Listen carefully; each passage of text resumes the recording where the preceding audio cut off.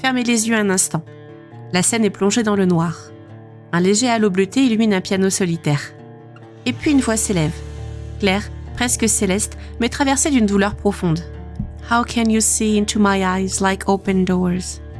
Le silence se brise, la batterie explose, les guitares grondent et le monde entier découvre ce mélange unique de beauté et de fureur. Ce soir, on plonge ensemble dans l'univers d'Evanescence, un groupe qui a transformé la souffrance en art, le désespoir en puissance et la noirceur en lumière. Bienvenue dans l'histoire d'une formation à part, née de l'ombre et devenue l'une des icônes les plus fascinantes du rock moderne. Bienvenue dans Trip and Crypt, le seul voyage où tu risques de perdre plus que ton passeport.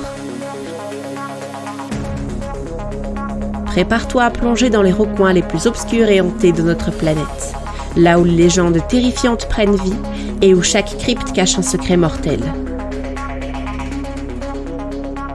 Ici, on explore les horreurs du monde avec une bonne dose de frissons et un zeste d'ironie pour survivre à la peur.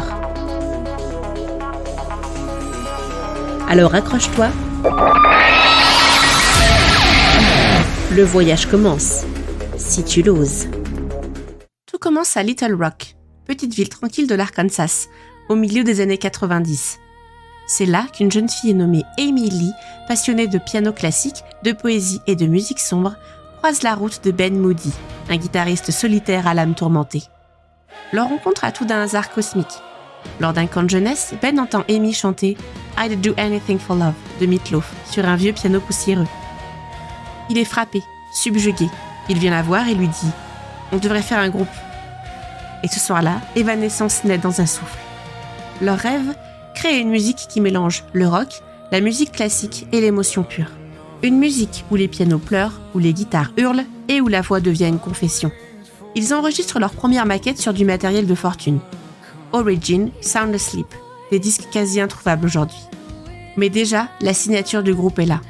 Des textes introspectifs, des atmosphères gothiques, une beauté presque religieuse. En 2003, le monde découvre enfin ce que les fans de l'ombre savaient déjà. Evanescence est une révélation. L'album Fallen arrive comme une tempête dans l'univers du rock. Avec Bring Me to Life, le groupe explose les frontières du métal, du gothique et du grand public. Souviens-toi, c'est le début des années 2000. MTV est au sommet, le nu metal domine avec Linkin Park, Limp Bizkit, Korn. Et soudain, une voix féminine, à la fois angélique et possédée, surgit de l'obscurité. Emily n'a pas besoin de provocation, ni de cris démonstratifs. Elle te glace le sang d'une seule note. L'album est un équilibre fragile entre ombre et lumière. Going Under, My Immortal, Everybody's Fool, Haunted, chaque morceau semble parler à une partie enfouie de nous-mêmes. Une part blessée, incomprise, qui cherche à survivre dans un monde froid. Et ce n'est pas qu'une réussite artistique. Fallen devient un phénomène mondial. Plus de 17 millions d'exemplaires vendus, 2 Grammy Awards et une reconnaissance instantanée. Evanescence devient le symbole d'une génération entière. Celle qui ressent tout trop fort, celle qui ne trouve pas sa place, mais refuse de se taire. Parler d'Evanescence, c'est aussi parler d'Amy Lee. Cette femme est une énigme vivante, à la fois musicienne classique, formée au piano dès l'enfance, chanteuse d'opéra dans une âme de rockeuse, et poétesse gothique, née pour traduire la douleur en beauté. Ces textes ne sont pas écrits pour plaire, ils sont confessionnels, crus, intimes. Amy ne chante pas la tristesse, elle la vit, elle la transcende. Dans My Immortal, elle ne joue pas la mélancolie, elle la fait respirer. Et dans Bring Me to Life, elle hurle ce besoin vital de s'éveiller à soi-même. Son apparence devient aussi emblématique. Robe sombre, corset victorien, maquillage charbonneux, tout en élégance et en force. Mais ce n'est pas un costume, c'est une armure. Chaque concert d'Emily est une cérémonie émotionnelle. Elle ne se contente pas de chanter, elle libère. Mais derrière le succès, les tensions grondent. Ben Moody, cofondateur du groupe, quitte Evanescence en pleine tournée mondiale. Les différences artistiques, la pression des maisons de disques, les attentes démesurées, tout devient un champ de bataille. Emily se retrouve seule à porter l'héritage du groupe. Et plutôt que de s'effondrer, elle renaît. Elle s'entoure de nouveaux musiciens, prend le contrôle total de la direction artistique et s'impose comme une femme puissante dans un milieu encore très masculin. En 2006, Evanescence revient avec The Open Door. L'album est plus expérimental, plus personnel, plus sombre aussi. Des morceaux comme Lithium ou Call Me When You're Sober explorent la dépendance émotionnelle, la trahison, la guérison. Amy y parle avec sincérité, sans phare. Les fans la suivent, non pas pour la perfection, mais pour la vérité. Les années passent et Evanescence continue d'évoluer. En 2011, le groupe sort un album éponyme, plus percussif, plus moderne. Mais c'est en 2017 que la métamorphose atteint son apogée avec Synthesis. Emily réinvente entièrement les morceaux emblématiques du groupe avec un orchestre symphonique complet. Le résultat ? Une œuvre à la frontière entre le classique et le métal, entre le divin et le désespoir.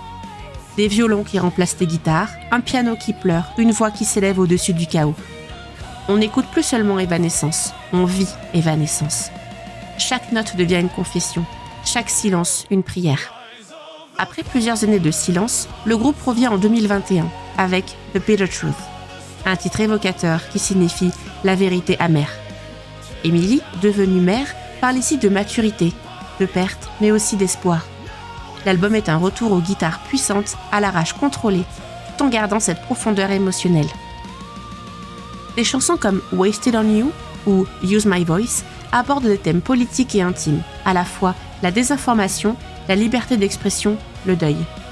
Amy ne se cache plus derrière les métaphores, elle parle avec son cœur, son vécu, sa force retrouvée. Evanescence, c'est bien plus qu'un groupe, c'est une identité sonore et émotionnelle. Ils ont ouvert la voie à toute une génération de femmes dans le métal. Emily a prouvé qu'on pouvait être à la fois forte et vulnérable, féminine et puissante, lumineuse et sombre. Leur influence se retrouve chez des artistes comme Within Temptation, Nightwish, Hailstorm ou même dans la scène métal alternative actuelle.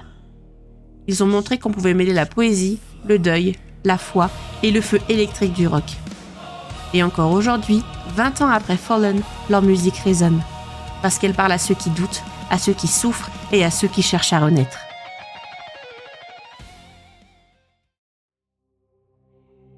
Evanescence, c'est l'obscurité qui apprend à aimer la lumière.